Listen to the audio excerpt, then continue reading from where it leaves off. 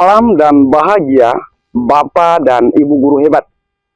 Berjumpa kembali dengan saya, Kasmirus Tepi, calon guru penggerak Angkatan 8, Provinsi Nusa Tenggara Timur, Kabupaten Lembata, Unit Tugas SMP Negeri 5, Lebatukan. Kali ini, saya akan menyampaikan koneksi antar materi, kesimpulan, dan refleksi terhadap pembelajaran saya di modul 1.1.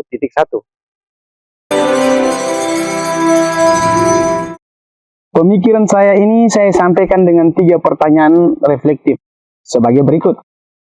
Yang pertama, apa yang Anda percaya tentang murid dan pembelajaran di kelas sebelum Anda mempelajari modul ini? Yang kedua, apa yang berubah dari pemikiran atau perilaku Anda setelah mempelajari modul ini? Yang ketiga, apa yang dapat segera Anda terapkan lebih baik agar kelas Anda mencerminkan pemikiran Ki Hajar Dewantara? Untuk selengkapnya, mari simak penjelasan berikut ini. Yang saya percaya tentang murid dan pembelajaran di kelas sebelum mempelajari modul 1.1 bahwa yang pertama, siswa menjadi objek dalam pembelajaran yang mana perlu saya isi dengan pengetahuan atau masih mempercayai teori tabula rasa. Anak adalah kertas kosong yang perlu diisi dengan tulisan, atau anak adalah sebuah media atau botol kosong yang perlu diisi dengan air. Yang kedua, guru menjadi pusat dalam pembelajaran. Segala ilmu harus disampaikan oleh guru kepada siswa. Yang ketiga, pembelajaran berfokus pada ketercapaian KKM, bukan berdasarkan kebutuhan murid. Keempat, yang penting saya menyampaikan materi. Soal karakter dan latar belakang peserta didik tidak perlu dihiraukan. Yang kelima, suasana kelas harus hening. Siswa-siswi melipat tangan di atas meja sambil mendengar materi yang didominasi oleh saya sebagai guru. Dan yang terakhir, siswa pasif dan motivasi belajarnya rendah.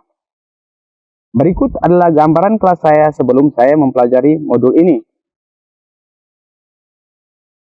Setelah mempelajari modul 1.1, hal yang berubah dari pemikiran atau perilaku saya adalah, yang pertama, saya menjadikan siswa sebagai subjek dalam pembelajaran.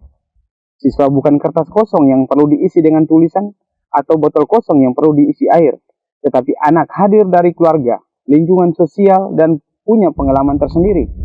Tugas saya adalah menebalkan tulisan yang samar terkait kebaikan atau hal positif, dan memudarkan garis atau tulisan terkait hal yang negatif yang perlu diperbaiki atau dibenahi. Yang kedua, pembelajaran menjadi lebih terpusat pada murid.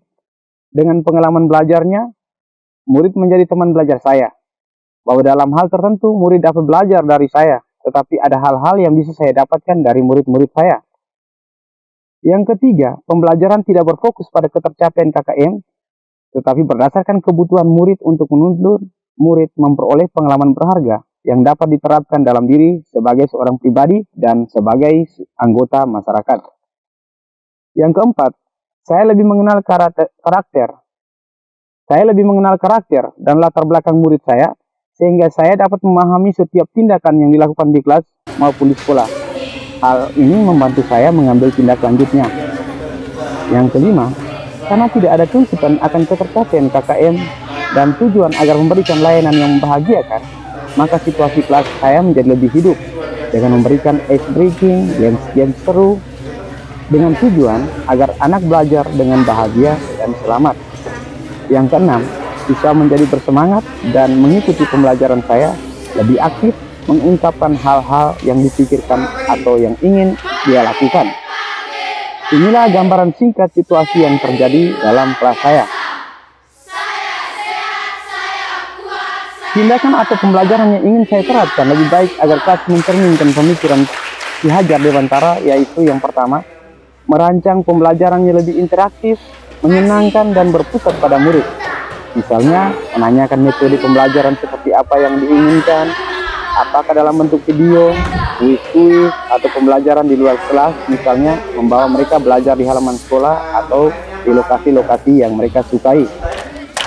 Yang kedua, menerapkan pembelajaran berbasis kearifan lokal, memberikan contoh hal-hal baik yang melekat pada kebudayaan, misalnya dalam tarian beku, di mana di situ ada nilai kekompakan, kerjasama, lalu ada pembagian peran-peran, yakni lido atau kepala yang mengatur dan memimpin gerakan agar serasi, hoko sebagai yang di tengah untuk mengatur keharmonisan gerakan, dan puring ekor yang memberikan gerakan gemulai untuk memberikan semangat. Begitulah murid-murid saya, mereka dapat mengambil peran seperti itu tergantung minat dan bakatnya. Bahwa setiap orang dengan talenta dan karunia pasti memiliki keunikan tersendiri yang perlu dihargai. Yang ketiga, menerapkan konsep merdeka belajar yang menekankan pengintegrasian nilai profil pelajar Pancasila dalam setiap sendi kehidupan murid. Yang keempat, pembelajaran yang mengutamakan aspek budi pekerti, selaras dengan alam dan sinkron dengan zaman. Maksudnya adalah dalam mengembangkan cipta, rasa, karsa perlu mempertimbangkan keseimbangan alam dan juga tuntutan terhadap perubahan zaman, sehingga peserta didik menjadi pribadi yang cerdas, religius, terampil, dan berbudaya. Yang kelima, mengedepankan aspek budaya tuturan. Baing larang, sebagai guru perlu ada di depan untuk membuka jalan. Tame, sebagai guru perlu ada di samping untuk berjalan bersama-sama. Datawoso, sebagai guru perlu ada di belakang untuk menjaga, mendukung murid agar mencapai apa yang menjadi tujuan dari proses pendidikan, yakni selamat dan bahagia setinggi-tingginya.